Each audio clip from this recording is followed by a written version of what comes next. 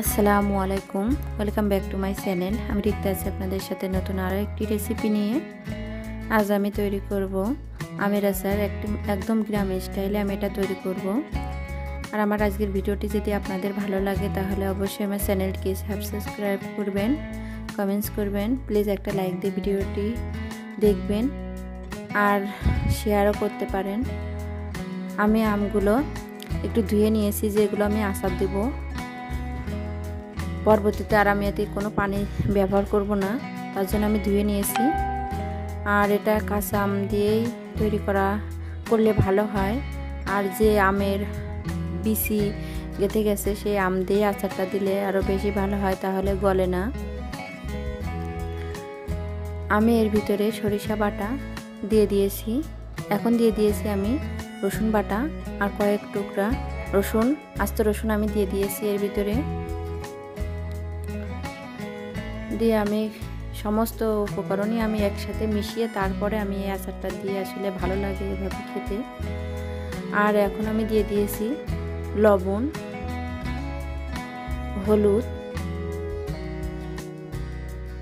হলুদটা একটু বেশি দিলে আসলে কালারটা ভালো লাগে, দেখতেও ভালো লাগে আচারটা। আমি এর ভিতরে দিয়ে দিয়েছি এখন শুকনো মরিচের গুঁড়া,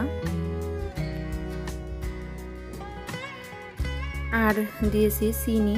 আমি এটা টক ঝাল মিষ্টি আচার তৈরি করব, তার জন্য আমি সব কিছুই দিব এর ভিতরে। চিনি দিয়ে দিয়েছি।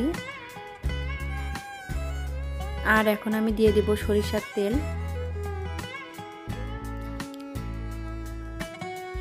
দিয়ে আমি আমটা ভালোভাবে মাখিয়ে নিব। এভাবে আমটা ভালোভাবে মাখিয়ে নিলে আসলে এর ভিতরে আমের ভিতরে সব কিছু ঢুকে।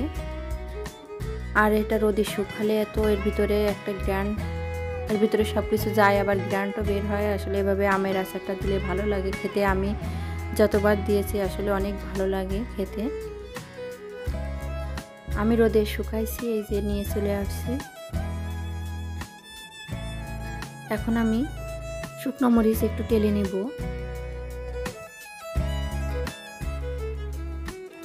আর নিয়েছি পাঁচফোড়নও টেলে নিয়েছি। আর এখন টেলে নেব জিরা। এগুলো ভিজে আমি ব্লেন্ডার করে নিব।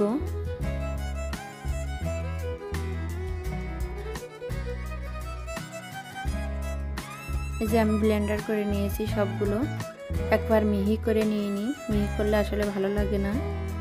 আমি এখন একটা প্যানে পরিমাণ মতো সরিষার তেল দিয়ে দিয়েছি। এর ভিতরে আমি দিয়ে দিয়েছি পাঁচফোড়ন। তেলটা গরম হয়ে গেলে আমি এর ভিতরে এখন দিয়ে দিয়েছি যে আমগুলো শুকিয়ে নিয়ে আসছি রোদ থেকে, সেগুলা।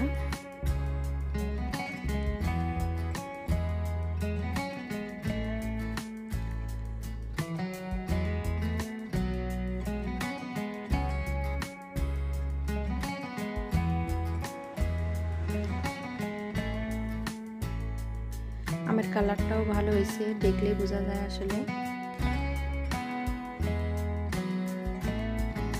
এখন আমি নেড়ে ছেড়ে দিব। আর প্যানে এভাবে আচার দিলে অনেক উপকার আছে, আসলে নিচের তলা লেগে যায় না।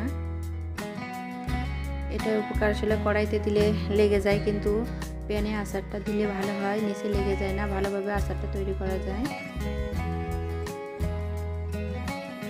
আর আমার আমটা একটু পাকা পাকা ছিল, আসলে ভিতরে লাল ছিল, তার জন্য একটু গলে যাওয়ার সম্ভাবনা আছে।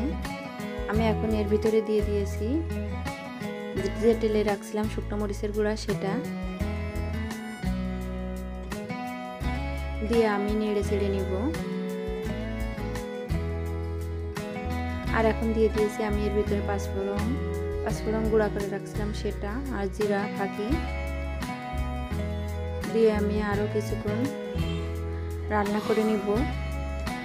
আর এটা আমি আরও দুইবার রোদে শুকাবো, 2 দিন ধরে। আপনারা যদি না শুকাতে চান তাহলে এর ভিতরে একটু সিরকা ব্যবহার করতে পারেন, তাহলে আমটা অনেক দিন যাবত ভালো থাকবে।